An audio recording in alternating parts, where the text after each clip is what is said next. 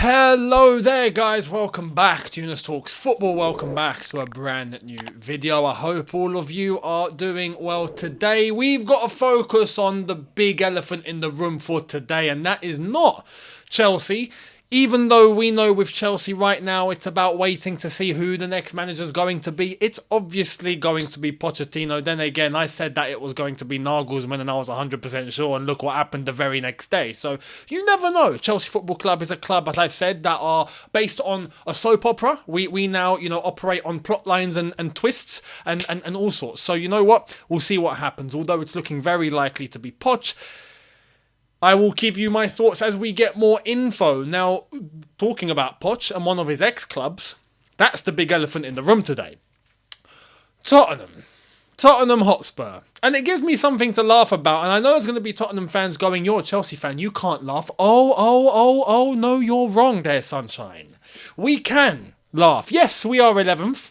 Yes, we are having the worst season we've had in 30 years. Yes, we've had all sorts of things go wrong. Yes, we've been, shambolic from head to toe in every single department at the club. But even we can laugh at this. And I'll tell you who else can laugh at this. Even Manchester United, who got battered 7-0 to the hands of Liverpool, even they can laugh at this. Why? Because Tottenham have done the one thing that no one else has done, which is to concede 5 in the space of, 20 minutes? 20 minutes. 20 minutes conceding 5. They conceded 3 in the space of 9 minutes. I mean, records being broken in such a short space of time.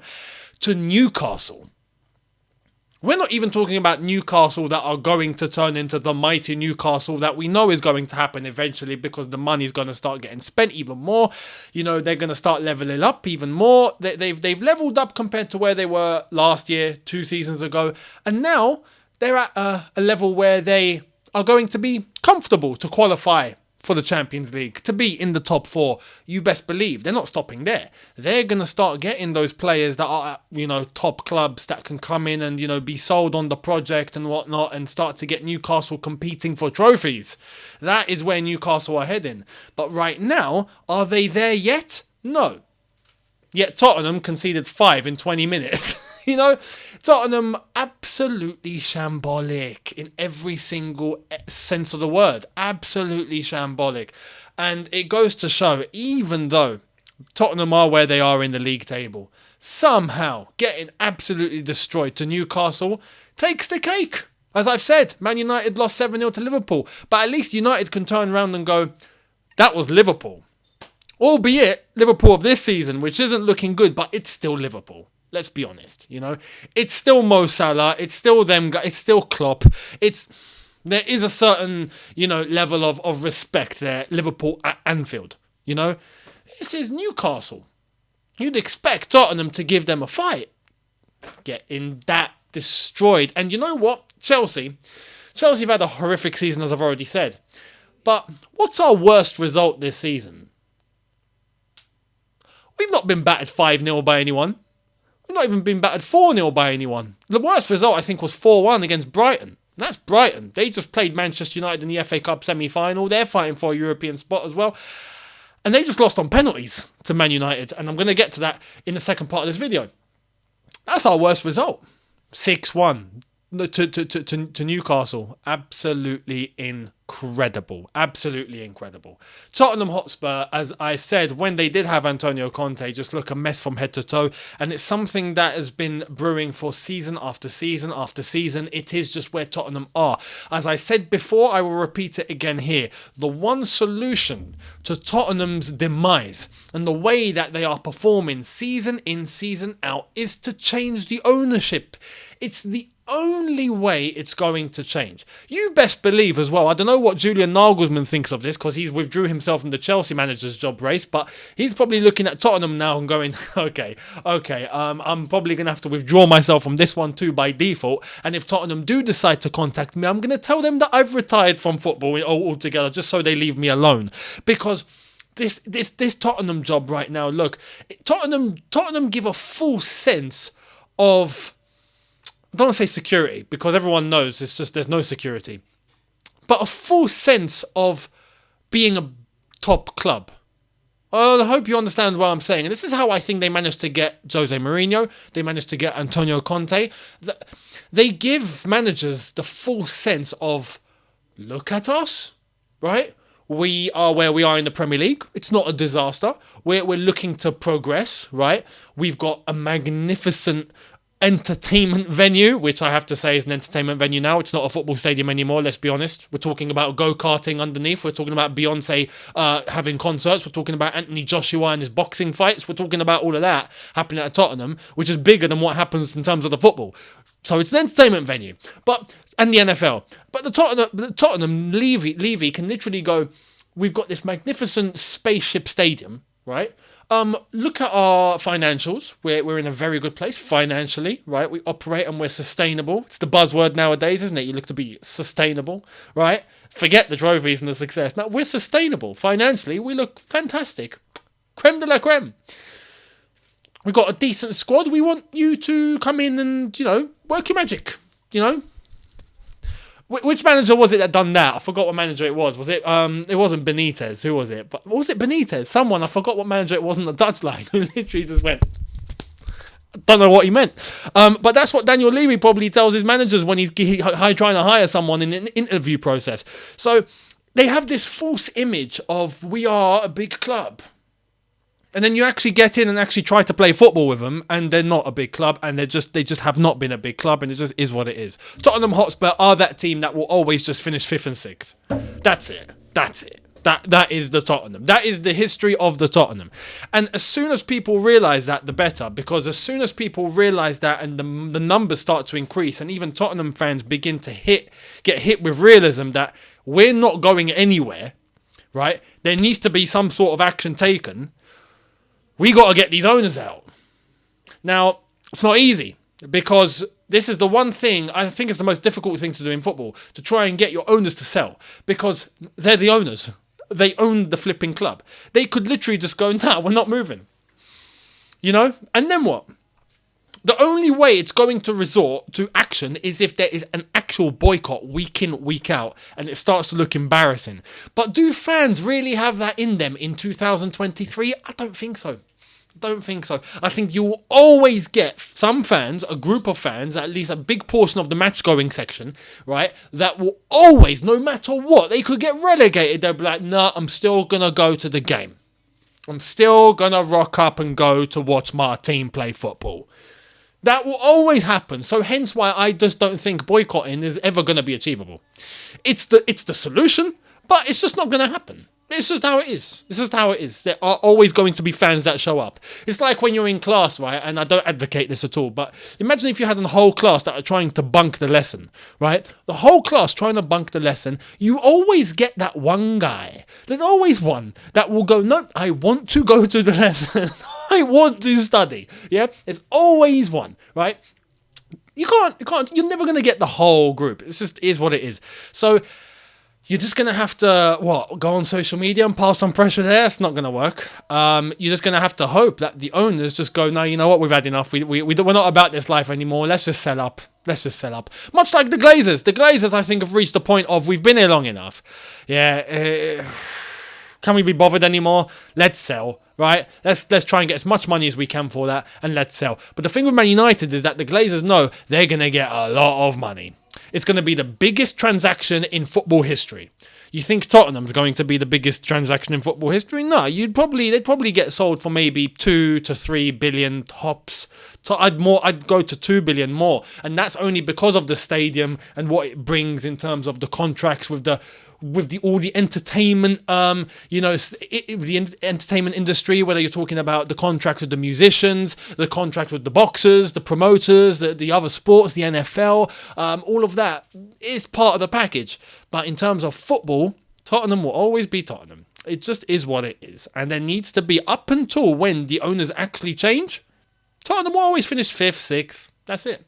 If they were to get a new ownership, if they were to get a new structure, if they were to get, brand new investment, ambitious owners that are going to go, we have a plan, we know exactly what we're doing, here we are, we're going to try and cause as much impact as soon as possible, then, at that point, I'd be like, okay, keep an eye on Tottenham now. Much like we know what's coming with Newcastle. Tottenham will fall into the same bracket. But up until that point, it's not going to change.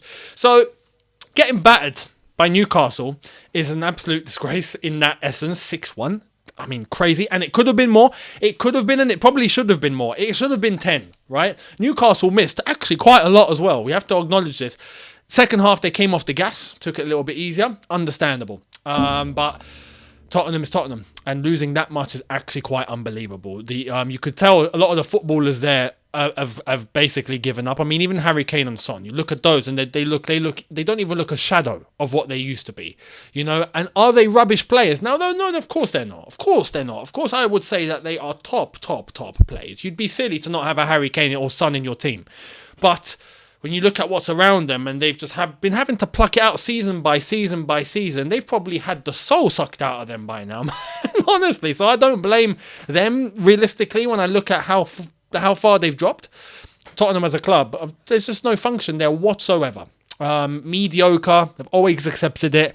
I've always wanted to just remain there, not put enough to actually try and get themselves to elevate. And it is what it is, and this is the consequence of that. You're going to get results like this now. So, unbelievable. But Newcastle deserve an absolute lot of credit. Newcastle looks incredible. Very easy. Very...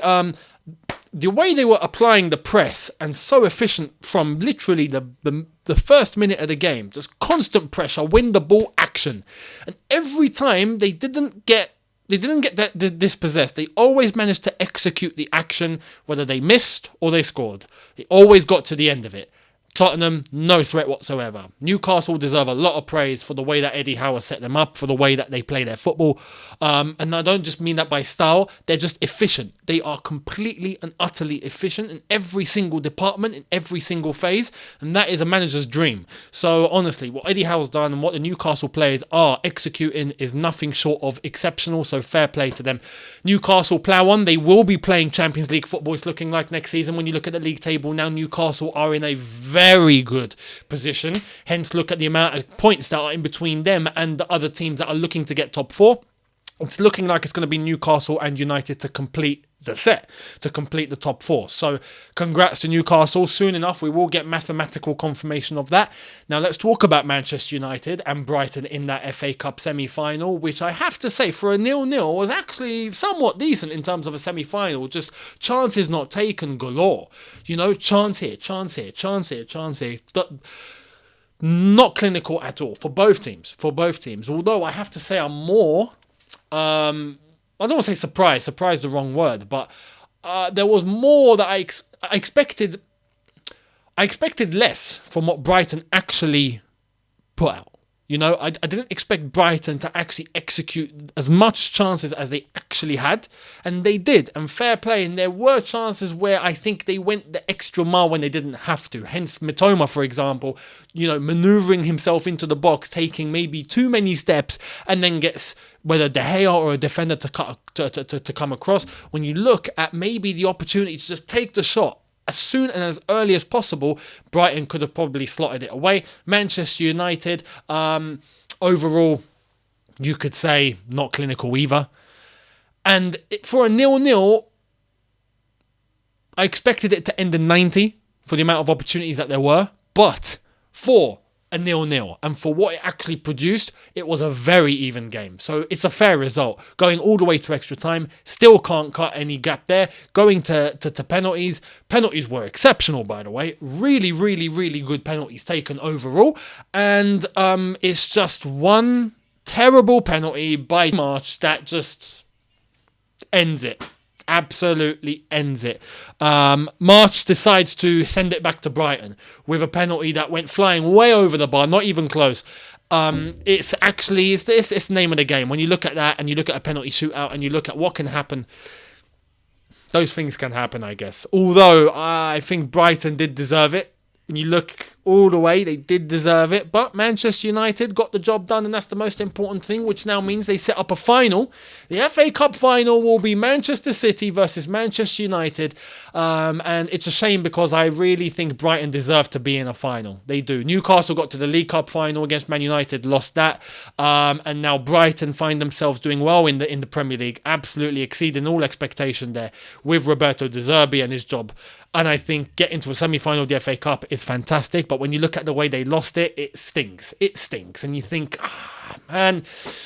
But penalties are a lottery, and anything can happen. And talking about penalties, I do want to say this: you could see De Gea, and even Brighton's goalkeeper.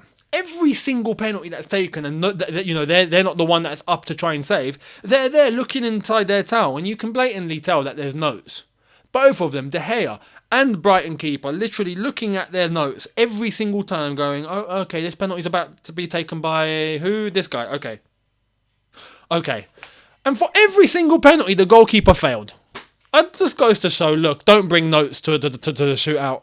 Just go with what your instinct is in that, obviously have some predetermined knowledge about who's coming up to take and who you think is going to take, and when he does step up, where you think he's going to go. But just pick a side and go there. You never know. Penalties are a lottery at the end of the day. You can't study penalties too much. You just can't, because you never know. You might think this player's obviously going to go bottom left, and then just on the day he decides to go, now you know what, I'm going top right. You can't control that. You can't control that. It's all probability. I understand why goalkeepers do it. When it does work, it looks genius. But today, both goalkeepers, it failed. It failed. What did it end? End 6-5? No, it ended 7-6 if I'm not mistaken. So penalties were very well taken by the players that all stepped up, including the defenders. Dunk, for example, beautiful penalty.